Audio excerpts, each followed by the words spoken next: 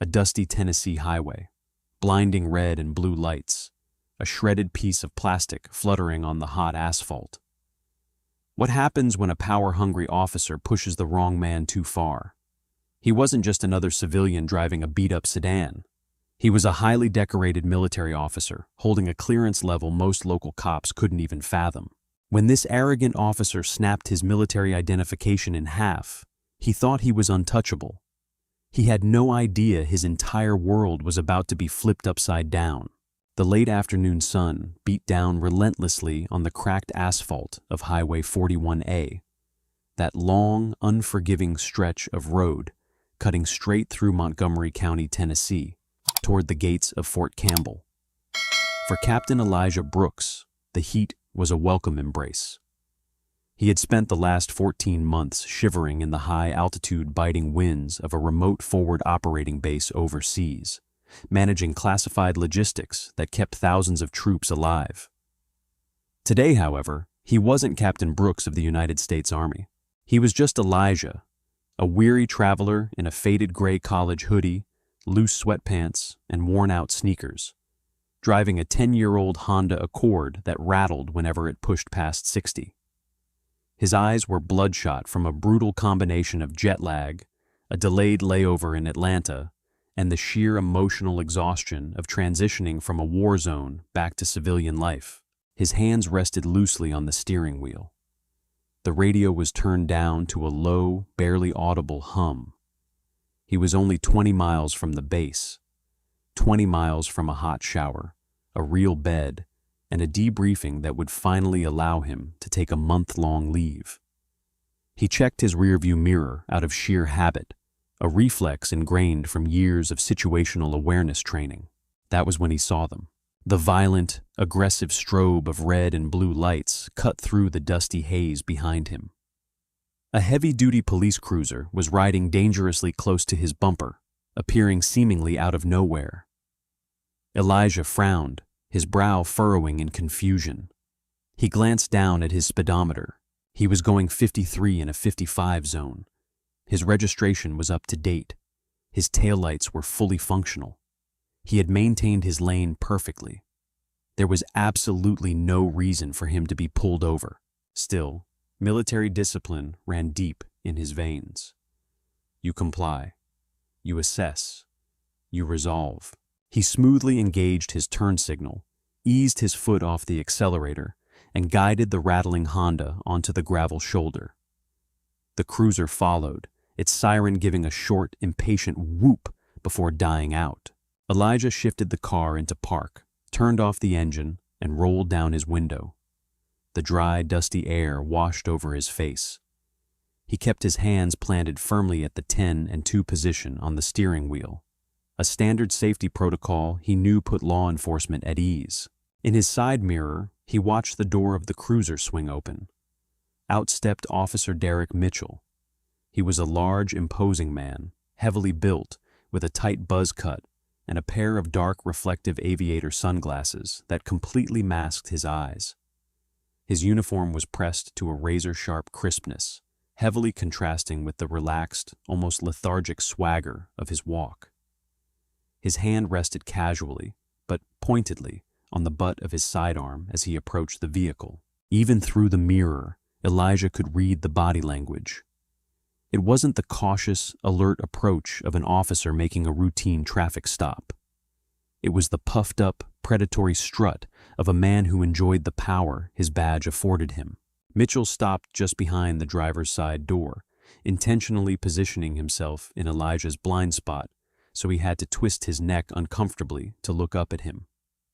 He didn't speak immediately. He took a long, deliberate moment to look over the interior of the car, his gaze sweeping over the empty coffee cups in the passenger seat, the dusty duffel bag in the back, and finally resting on Elijah.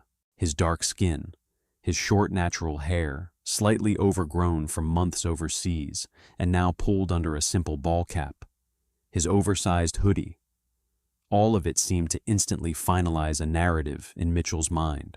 "Do you know why I pulled you over?" Mitchell finally asked, his voice a low, gravelly drawl dripping with condescension.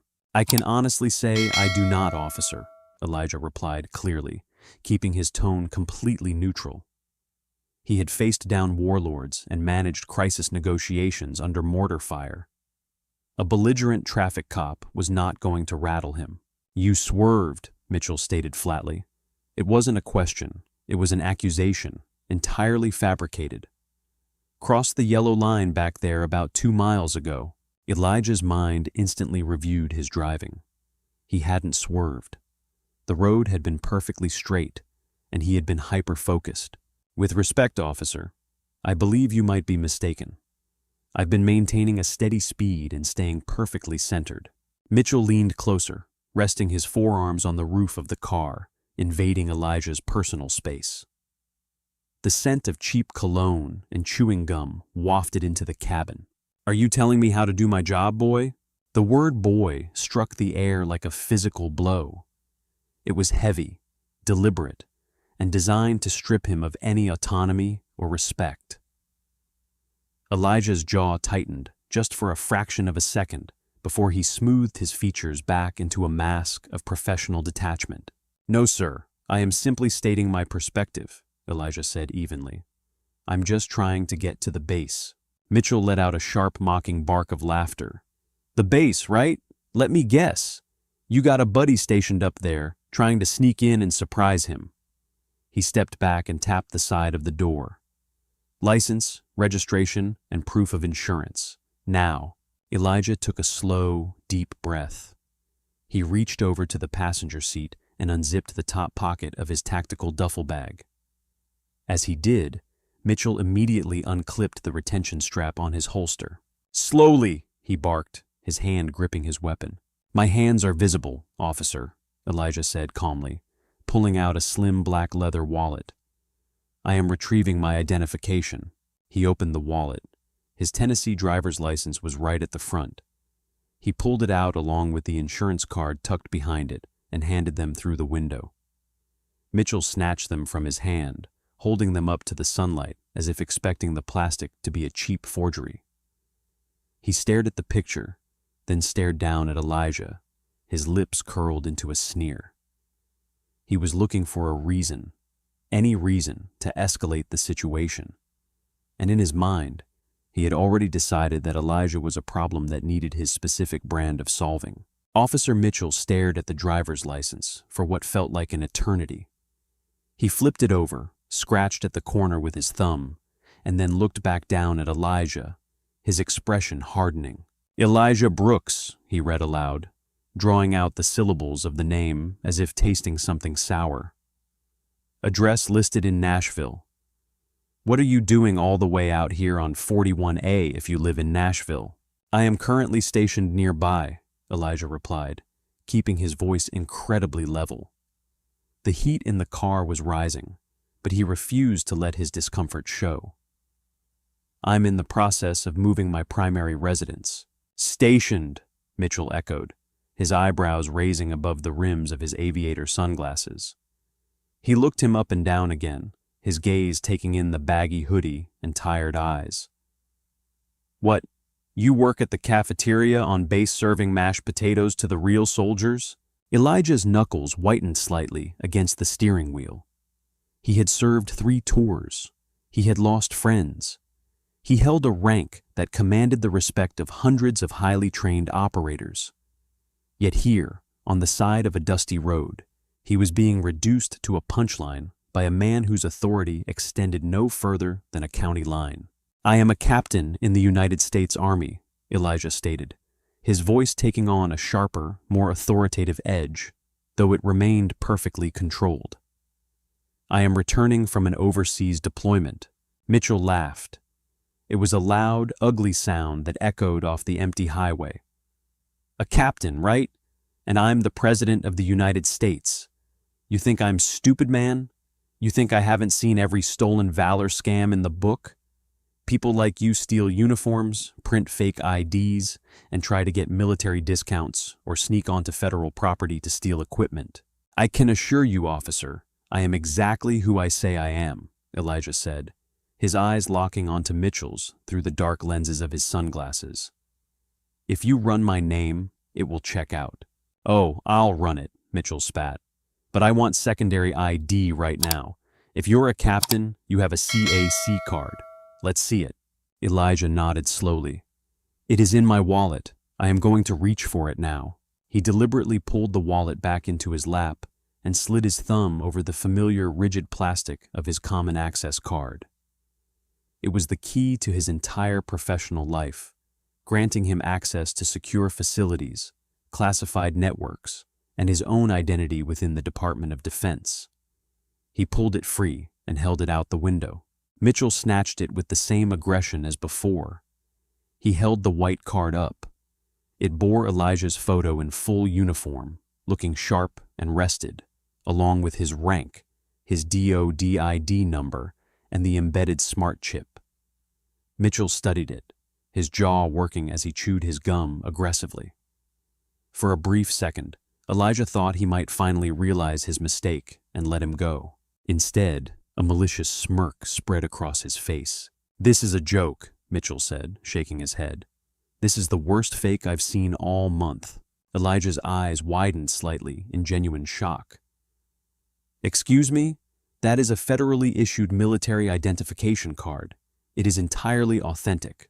"The font is wrong. The chip is crooked," Mitchell lied effortlessly, tapping the card against his palm.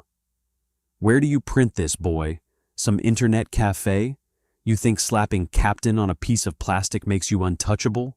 "Officer Mitchell," Elijah said, his voice dropping an octave, slipping into the command tone he used when ordering troops into active combat zones. "I highly advise you to run that card through your system or call the military police at Fort Campbell. They can verify my identity in exactly 10 seconds. Do not make a mistake you cannot undo." The sudden authority in his voice, the complete lack of fear, deeply unsettled Mitchell. But rather than back down, his ego flared violently. He hated being told what to do, especially by a man he had already categorized as beneath him. "Are you threatening a sworn officer of the law?" Mitchell demanded, taking a step closer to the door. "I am giving you a statement of fact," Elijah replied coldly. "That card is federal property." "This card," Mitchell sneered, holding it up with both hands, "is contraband, and as a law enforcement officer, it is my duty to confiscate and destroy fraudulent documents." Elijah's breath caught in his throat. "Do not bend that card." Mitchell looked him dead in the eye. With a sharp, deliberate flick of his wrists, he bent the thick plastic card backward. There was a sickening crack as the microchip fractured, and the plastic snapped cleanly in two. Silence descended on the highway, broken only by the idle of the police cruiser. Mitchell tossed the two broken halves of the military ID through the open window. They landed on the passenger seat, resting against Elijah's duffel bag. "Now," Mitchell said, his voice dripping with venomous satisfaction, resting his hand on his gun again. "Step out of the vehicle. You're under arrest for possession of forged federal documents and lying to a police officer." Elijah looked at the broken pieces of his life's work sitting on the seat. The sheer audacity of the act temporarily paralyzed him. Destroying a military ID wasn't just a petty insult. It was a federal offense. It was destruction of government property, and it effectively grounded him. Without that card, he couldn't access the base. He couldn't log into his deployment debriefs. He couldn't process his return. He turned his gaze slowly back to Mitchell. The anger radiating from him was palpable, cold, and absolute. "You have absolutely no idea what you just did," Elijah whispered, the deadly calm in his voice making Mitchell involuntarily take a half step back. "Out of the car, now!" Mitchell bellowed, trying to regain his dominant posture, unholstering his handcuffs. Before Elijah could reach for the door handle to comply, knowing that resisting an armed, erratic cop on a deserted highway was a death sentence, a low, powerful rumble shook the asphalt. Approaching from the direction of Fort Campbell, moving at well over 80 miles per hour, was a massive, pitch-black Chevrolet Suburban. It had deep-tinted windows, heavy brush guards, and federal government license plates. As it neared the traffic stop, it didn't slow down to pass. Instead, it slammed on its brakes, the heavy tires screaming against the asphalt in a cloud of white smoke. The SUV swerved violently onto the shoulder, stopping just inches from the front bumper of Elijah's Honda, cutting off any forward escape and boxing Mitchell in. Mitchell spun around, his hand instinctively dropping to his sidearm, startled by the sudden and aggressive arrival of the government vehicle. The dust was still settling in the air as the heavy doors of the Suburban clicked open in unison. The heavy doors of the black Chevrolet Suburban opened with a synchronized heavy thud that seemed to echo across the barren stretch of Highway 41A. The dust kicked up by the SUV's violent arrival was still swirling in the thick afternoon air, coating the shiny black paint in a fine layer of gritty brown dirt. Officer Derek Mitchell took a step back, his hand now fully gripping the handle of his sidearm, the leather of his holster creaking under the sudden tension. His heart hammered against his ribs. This was supposed to be a simple display of power, a routine intimidation of a lone driver. But the vehicle that had just boxed him in screamed of high-level government authority. 4 men stepped out of the Suburban simultaneously. The 2 in the front were massive, broad-shouldered individuals wearing unmarked tactical vests over dark polo shirts, their posture radiating an intense, coiled readiness. They didn't draw weapons, but their hands rested casually near their belts, their eyes scanning the scene behind dark sunglasses that mirrored Mitchell's own. They were federal agents, likely Army Criminal Investigation Division, and they moved with a silent, terrifying efficiency that made Mitchell's small-town police training feel instantly inadequate. From the rear driver's side door emerged a man who immediately commanded the atmosphere of the highway. He was older, perhaps in his late 50s, with sharp weathered features and iron gray hair cropped close to his scalp. He wore the standard-issue operational camouflage pattern uniform of the United States Army. On his chest, centered with immaculate precision, was the silver eagle of a full-bird colonel. Above it were rows of ribbons and a combat action badge that spoke of decades of deployment and command. This was Colonel Samuel Harrington, the base commander of the Logistics and Intelligence Division Elijah was reporting to. Mitchell's throat suddenly felt entirely dry. His bravado, so robust just moments prior, began to fracture under the sheer weight of the colonel's presence. But Mitchell was a stubborn man, poisoned by his own arrogance and an absolute refusal to admit fault. Instead of de-escalating, he puffed out his chest, attempting to project an authority he was rapidly losing. "Hey, back in your vehicle," Mitchell shouted, his voice cracking slightly on the last syllable. He pointed a trembling finger at the federal agents. "This is an active traffic stop. I am conducting an ongoing investigation. Back off right now, or I will arrest you for interfering with a police officer." The 2 tactical agents did not even blink. They didn't speak. They didn't flinch. And they certainly didn't retreat. They simply stepped out wide, securing the perimeter of the 2 vehicles, effectively trapping Mitchell between his cruiser and Elijah's Honda. Colonel Harrington ignored Mitchell completely. He didn't look at the screaming local cop, didn't acknowledge the threat of arrest, and didn't slow his stride. His boots crunched against the gravel as he walked directly past Mitchell, passing so close that the officer could feel the displaced air. The colonel's eyes were locked entirely on the battered Honda Accord and the man sitting in the driver's seat. "Hey, did you hear me?" Mitchell bellowed, his face flushing a deep, angry crimson.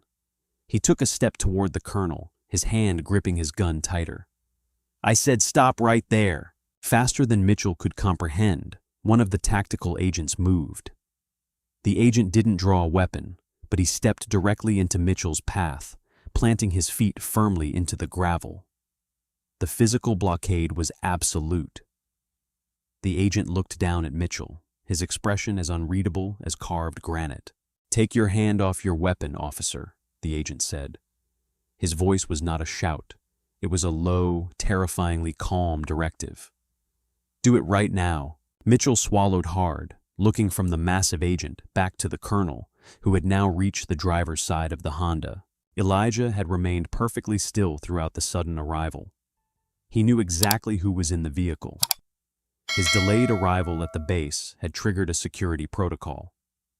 When a logistics officer holding top-secret clearance goes off the grid for more than 2 hours en route to a secure facility, the military does not send a tow truck. They send a retrieval team. Colonel Harrington stopped right outside Elijah's window. He looked at his tired eyes, the civilian clothes, and then down at the passenger seat. His eyes narrowed instantly as they locked onto the 2 snapped pieces of the common access card resting on the duffel bag. The microchip was visibly cracked, the plastic severed right through Elijah's printed photograph. The colonel's jaw tightened, a muscle leaping in his cheek. He looked back at Elijah, his expression softening just a fraction, a silent acknowledgement of the ordeal he had just been put through. Then, ignoring the chaotic situation surrounding them, ignoring the furious local police officer screaming in the background, Colonel Samuel Harrington, a man who commanded thousands of soldiers and oversaw multi-million-dollar defense budgets, took a sharp step back. He brought his feet squarely together, his back straightened to a rigid, flawless line. With crisp, undeniable precision, the colonel raised his right hand, fingertips touching the brim of his patrol cap, and rendered a perfect, sustained military salute to the man sitting in the beat-up Honda. "Welcome home, Captain Brooks," Colonel Harrington said, his voice carrying clearly over the warm wind. "I apologize for the delay in your reception." Elijah, despite his exhaustion, despite the lingering adrenaline of the traffic stop, felt the deep, familiar comfort of the military structure settling around him. He unbuckled his seatbelt, shifted his posture to a seated position of attention, and returned the salute with equal sharpness. "Thank you, sir," Elijah replied, dropping his hand. "It's good to be back." Behind the colonel, Officer Derek Mitchell stood frozen. The color had completely drained from his face, leaving him a sickly shade of gray. His hand had fallen limply away from his gun. The arrogant sneer was gone, replaced by a slack-jawed expression of pure, unadulterated horror. He watched the full-bird colonel hold the salute for a black man in a faded hoodie, a man he had just threatened to arrest, a man whose military identification he had just intentionally destroyed. The reality of the situation crashed down on Mitchell like a physical weight. The man he had called a liar, a fraud, and a boy was exactly who he claimed to be. And the man treating him with the utmost reverence was someone with the power to end Mitchell's career with a single phone call. The silence that followed the colonel's salute was deafening. It was a heavy, suffocating quiet that pressed down on the highway, entirely smothering Officer Derek Mitchell's earlier bravado. Colonel Harrington slowly lowered his hand, his eyes never leaving Elijah's face. "Are you injured, Captain?" Harrington asked, his tone shifting from ceremonious to strictly operational. "Did this individual physically assault you?" "No, sir," Elijah replied evenly, his voice steady and professional. "No physical contact was made. However, he did confiscate and destroy federal property." He gestured toward the passenger seat. Harrington's gaze shifted back to the broken plastic on the duffel bag. He reached through the open window, picking up the 2 halves of the shattered common access card. He held the pieces up in the sunlight, examining the cracked embedded microchip. The destruction of a standard military ID was a serious offense. The intentional destruction of a high-level clearance smart card belonging to a commanding logistics officer returning from a classified deployment was a staggering federal crime. Harrington turned slowly to face Mitchell. The colonel's demeanor was terrifyingly calm. There was no screaming, no frantic posturing like Mitchell had displayed. There was only the cold, mechanical wrath of a commanding officer who had just witnessed an assault on one of his own. "Agent Lawson," Harrington said, without looking away from Mitchell. The tactical agent who had blocked Mitchell's path stepped forward instantly. "Sir, contact the local municipal police chief," Harrington ordered, his voice sharp and clipping the air like a whip. Tell him he has exactly 10 minutes to get down to Highway 41A before I place his officer in federal custody and have him transported to the holding facility at Fort Campbell. Mitchell panicked. His earlier terror morphed into a desperate, flailing attempt at self-preservation. "Wait, now, hold on just a damn minute," he stammered, raising his hands in a defensive gesture. He was swerving. He presented a fraudulent ID. You can't just come into my jurisdiction and— "Your jurisdiction," Harrington interrupted. He didn't raise his voice, but the absolute authority in his tone caused Mitchell to snap his mouth shut. The colonel walked slowly toward the police officer, holding the broken pieces of the ID card in his palm. "Do you know what this is, officer?" Harrington asked softly, stopping mere inches from Mitchell. "It's a fake," Mitchell insisted, though his voice lacked any conviction. He was sweating profusely now, large drops rolling down from under his aviator sunglasses. "Look at the font. Look at the chip. I've been on the force for 8 years. I know a fake when I see one." "This," Harrington said, his voice dropping to a dangerous whisper, "is a Department of Defense Common Access card belonging to Captain Elijah Brooks. He is a logistics and intelligence coordinator who has spent the last 14 months managing supply lines in hostile territories that you couldn't point to on a map. This card contains highly classified digital certificates. It is government property issued under the authority of the Department of Defense, and you just intentionally destroyed it." Mitchell swallowed loudly. He looked suspicious. He didn't look like a captain. "I was doing my job." "You were profiling a weary soldier trying to get back to base," Harrington corrected him, his eyes boring into Mitchell's. "You allowed your prejudice and your pathetic ego to dictate your actions. You assumed that because he is a black man in a worn-out car, he could not possibly hold a rank that demands your respect. You assumed he was an easy target."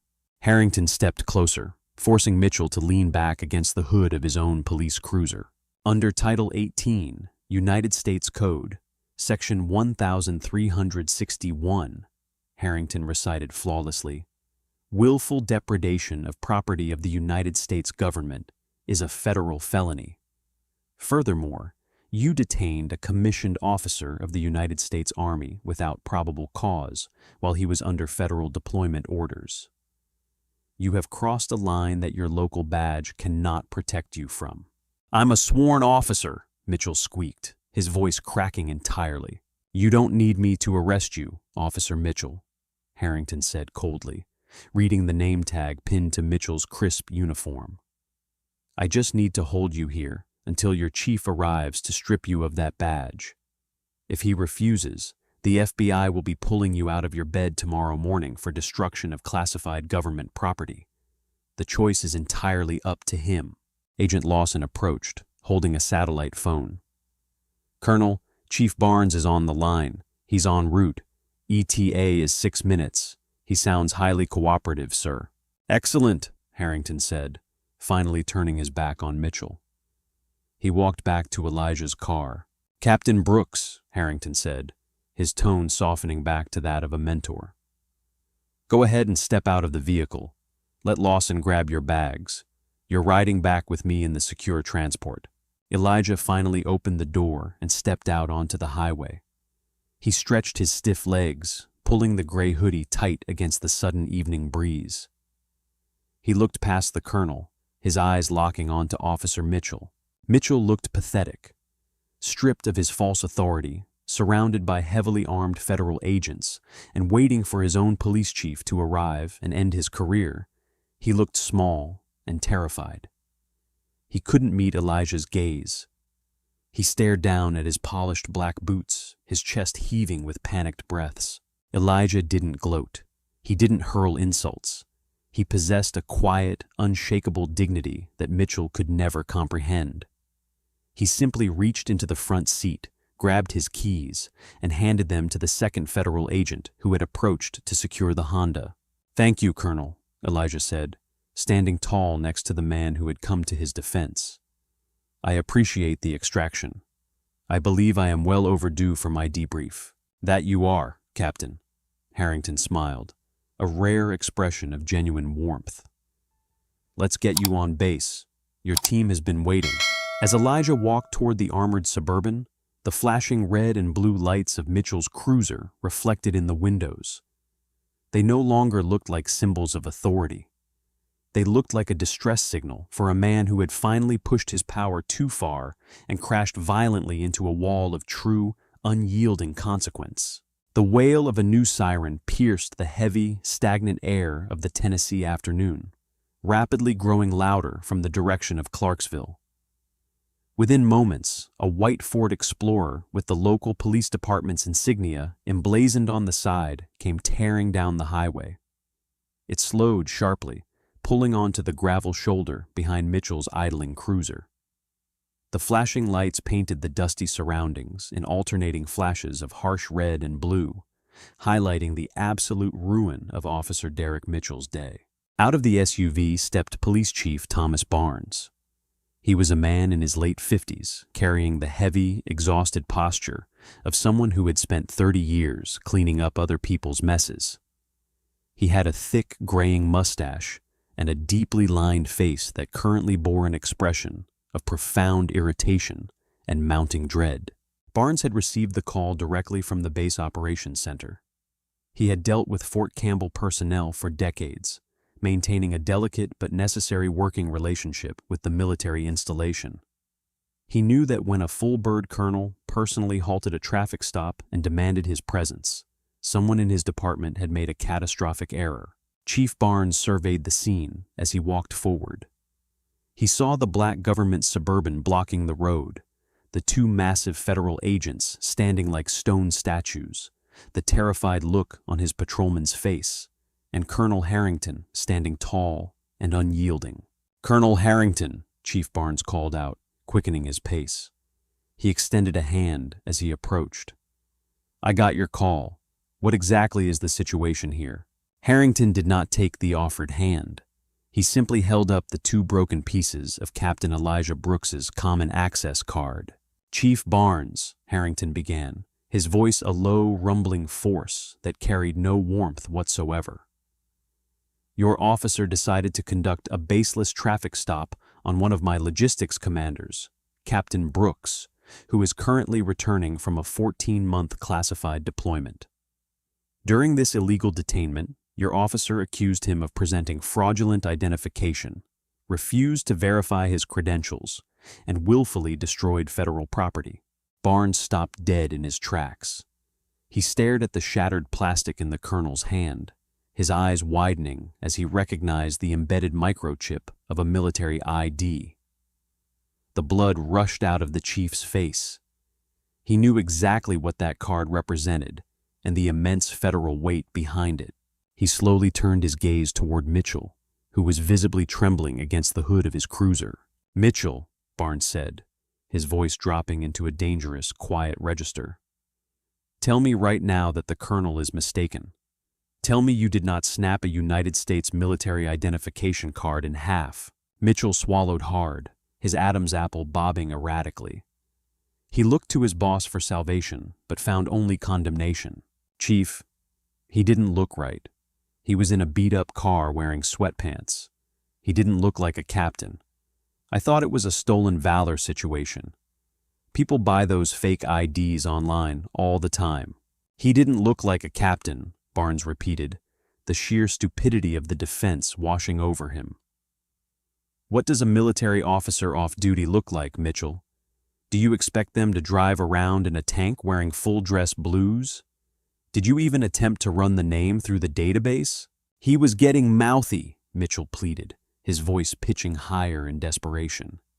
"He started giving me orders, telling me to call the MPs. I was establishing control of the scene."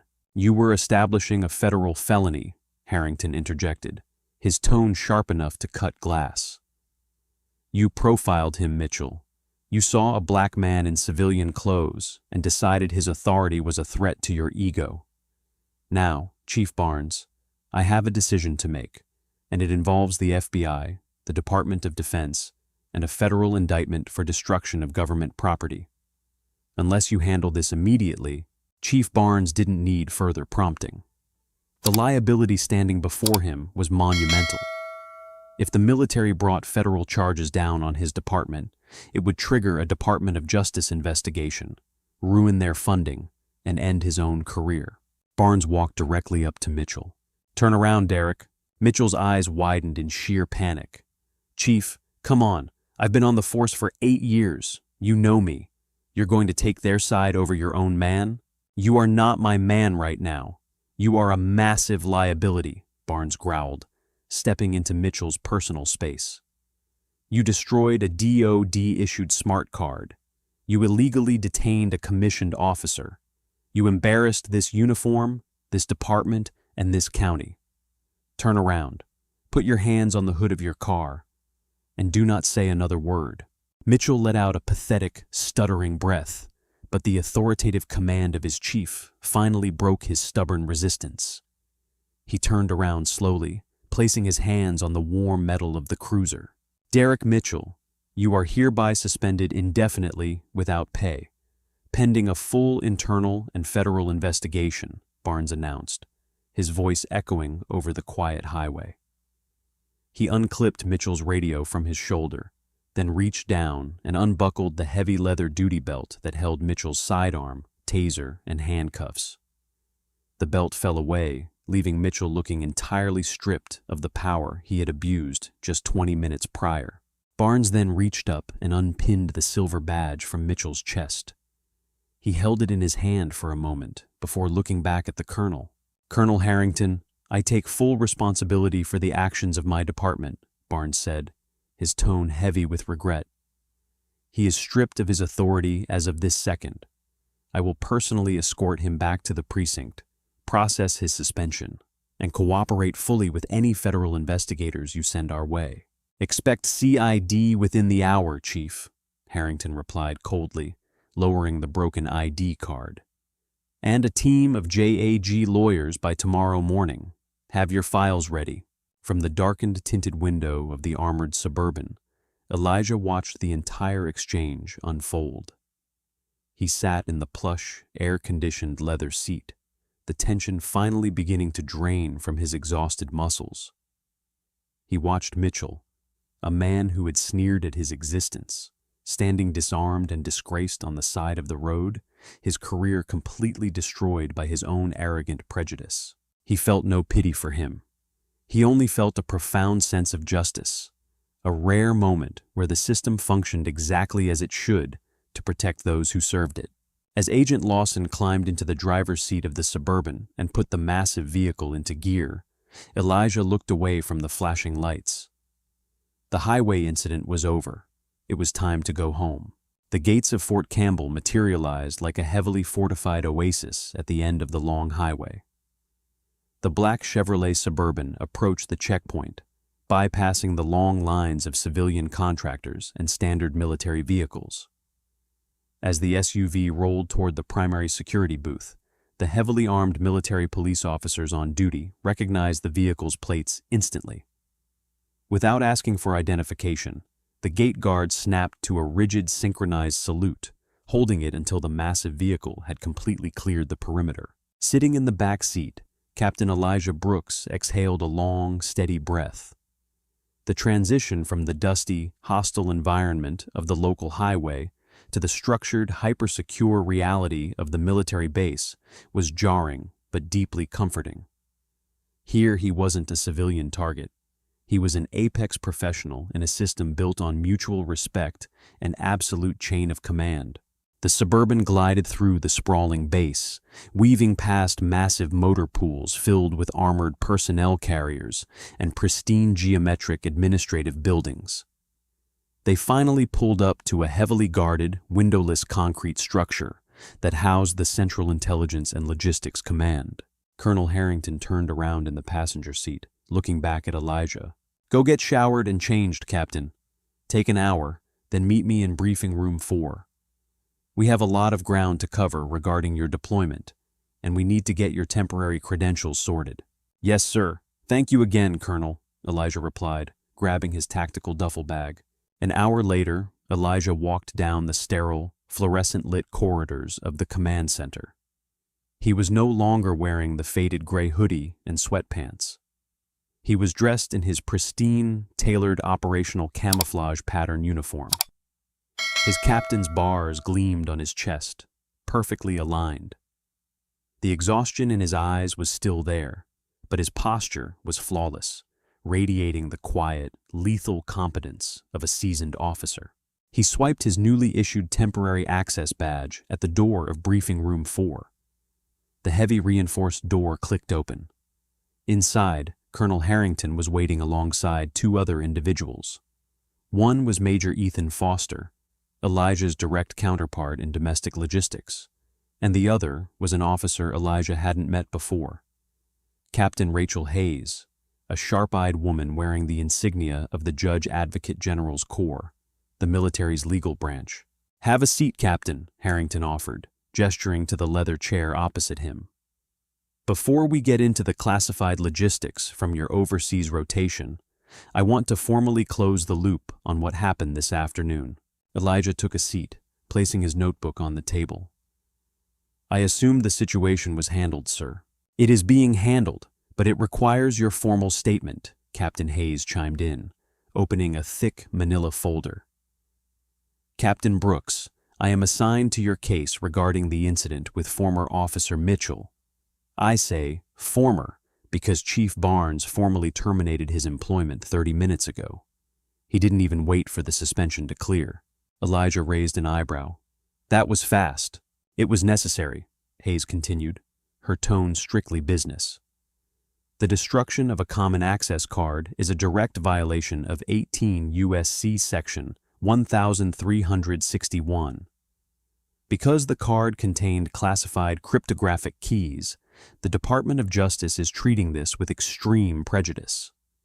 Furthermore, because he detained you under color of law without probable cause, violating your civil rights based on blatant racial profiling, the FBI's Civil Rights Division has formally taken over the investigation."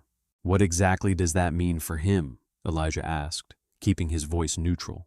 "It means Derek Mitchell is currently sitting in a federal holding cell," Hayes stated with grim satisfaction. "He is facing up to 10 years in federal prison for the destruction of government property, plus additional years for the civil rights violations. He has permanently lost his law enforcement certification. He will lose his municipal pension, and he is entirely unhirable in any security or government capacity for the rest of his life." Major Foster leaned forward, shaking his head. "All because he couldn't stand the idea of a black man outranking him in life. The guy threw away his entire future for a 5-minute power trip." "Arrogance is a highly destructive force, Major," Harrington noted quietly, looking at Elijah. "Are you prepared to sign the sworn affidavit regarding the events? We want this legally airtight before sunset." "I am ready, sir," Elijah said, taking the pen Captain Hayes slid across the table. As Elijah read through the typed statement, verifying the meticulous details of Mitchell's aggression and the subsequent arrival of the base commander, he felt a profound sense of closure. He had spent the last year dodging mortar fire, managing complex supply chains in the most dangerous regions on the planet, and surviving through sheer grit and intelligence. He refused to let a small-town bully leave a permanent mark on his return. He signed his name at the bottom of the document with a fluid, confident stroke. He slid the paper back to Captain Hayes. "Excellent," Hayes said, closing the folder. "We will handle the rest, Captain Brooks. You won't even need to appear in court. The dash cam footage from his own cruiser corroborated everything you said. He practically convicted himself on tape." "Thank you, Captain," Elijah nodded. Colonel Harrington clapped his hands together, shifting the energy in the room entirely. The legal matter was closed. It was time to return to the mission. "All right, gentlemen and ladies," Harrington said, pulling up a digital map on the wall monitor. "The legal drama is over. Let's get back to the real work. Captain Brooks, the floor is yours. Walk us through the supply chain bottlenecks you encountered in Sector 4. Elijah stood up, picking up his laser pointer.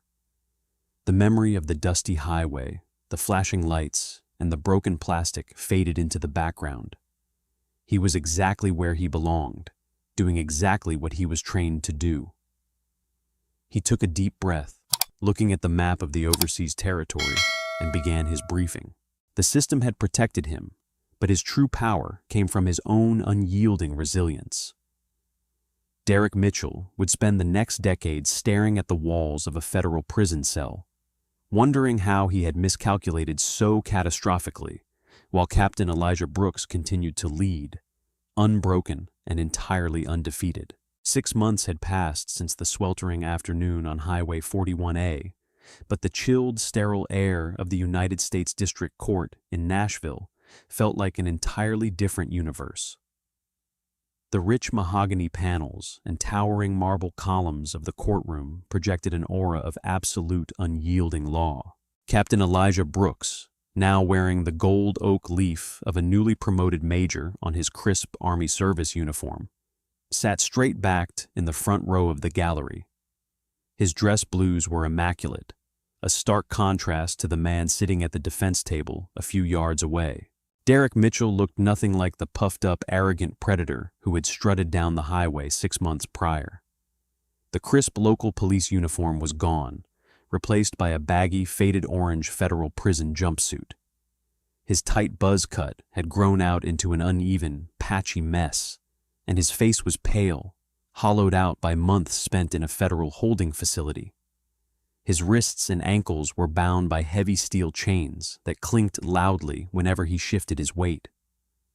He kept his eyes glued to the polished wooden table, entirely unable to look at the gallery behind him. The sentencing hearing was supposed to be a mere formality. Mitchell had taken a plea deal to avoid a protracted, highly publicized trial, pleading guilty to the destruction of government property and civil rights violations. But as the proceedings began, Mitchell's defense attorney, a sweaty, frantic man in a cheap suit, made a desperate final play for leniency. "Your Honor," the defense attorney pleaded, gesturing weakly toward Mitchell, "my client acknowledges his severe error in judgment, but he was an 8-year veteran of the police force. This was an isolated incident, a singular moment of severe miscalculation brought on by the high-stress environment of highway patrol. We ask the court to consider a reduced sentence of 3 years. He has already lost his career and his pension. He is a broken man." Judge Harrison, a stern, white-haired man who had served on the federal bench for 2 decades, peered over his reading glasses. He looked entirely unimpressed. Before he could speak, the lead federal prosecutor, flanked by JAG Captain Rachel Hayes, stood up from her table. "Your Honor, the government strongly objects to any characterization of this crime as an isolated incident," the prosecutor stated, her voice echoing sharply through the quiet courtroom. "In fact, we have recently declassified a piece of evidence obtained during the FBI's execution of a search warrant on Mr. Mitchell's residence." Mitchell's head snapped up, a look of sheer, unadulterated panic washing over his pale face. The prosecutor picked up an evidence bag containing a small, battered wooden cigar box and held it up for the judge to see. "During the raid on the defendant's garage, federal agents discovered this," the prosecutor continued, her tone dripping with disgust. "Inside this box, agents found 14 different identification cards. 6 were driver's licenses. 8 were military common access cards. All of them belonged to active duty military personnel or veterans, and all of them belonged to minorities." A collective gasp echoed through the courtroom gallery. Major Elijah Brooks narrowed his eyes, a cold fury settling in his chest.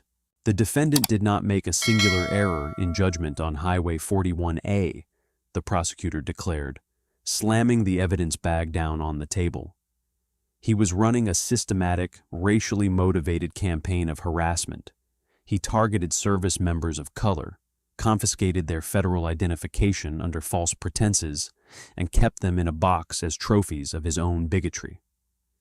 Major Brooks was simply the first victim who had the clearance, the rank, and the command support to stop him." Mitchell buried his face in his chained hands, letting out a muffled, pathetic sob. The illusion of his momentary lapse was completely shattered. He was exposed not just as a bad cop, but as a systematic predator, Judge Harrison's face darkened with a localized, terrifying rage. He looked from the evidence box to Mitchell, then out to the gallery where Major Brooks sat in perfect stoic silence. "Does the victim wish to make a statement before I hand down my sentence?" Judge Harrison asked, his voice low and dangerous. Elijah stood up. He didn't walk to the podium. He simply stood by his chair, his presence commanding the entire room. "No, Your Honor," Elijah said, his voice clear, steady, and devoid of any emotional vulnerability. "The evidence speaks to his character entirely. I only ask that the court ensures he can never wear a badge or hold power over another American citizen for the rest of his natural life." He sat back down, the gold oak leaf on his lapel catching the courtroom lights. Judge Harrison nodded slowly. He picked up his wooden gavel. "Derek Mitchell," the judge boomed, his voice filling the cavernous room. "You were entrusted with the sacred duty of protecting the public. Instead, you used your badge as a shield for your own cowardice and prejudice. You targeted the very men and women who put their lives on the line to defend this nation. You are a disgrace to law enforcement and a disgrace to this country." Mitchell trembled violently, refusing to look up. "I am rejecting the defense's plea for leniency," Judge Harrison finalized. "On the charges of destruction of classified government property, deprivation of rights under color of law, and the newly admitted evidence of systematic civil rights abuses, I sentence you to the maximum allowable penalty, 12 years in a federal penitentiary without the possibility of early parole." The gavel slammed down with the finality of a gunshot. Mitchell let out a wail as two heavily armed federal marshals grabbed his arms, hauling him up from his chair and dragging his chained, stumbling body out of the courtroom toward a holding cell. Elijah watched him disappear through the heavy side door. There was no joy in his heart, only a profound, settling peace. The system had worked.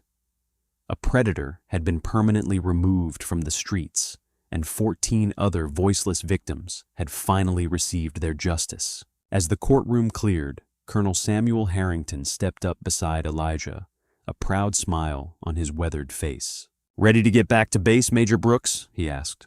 Elijah smiled, adjusting his service cap. "Yes, sir. We have a lot of work to do." Together, they walked out through the heavy mahogany doors, leaving the shadows of the courtroom behind and stepping out into the bright, unyielding sunlight of their future. What an absolutely incredible story of justice and karma. Derek Mitchell thought he could abuse his power and prey on someone he deemed beneath him. But he messed with the wrong military officer and paid the ultimate price. Major Elijah Brooks proved that true strength and dignity will always outshine ignorance and prejudice. If you loved watching this corrupt cop get exactly what he deserved, and you support our brave men and women in uniform, share this story. True power doesn't come from a badge, it comes from character.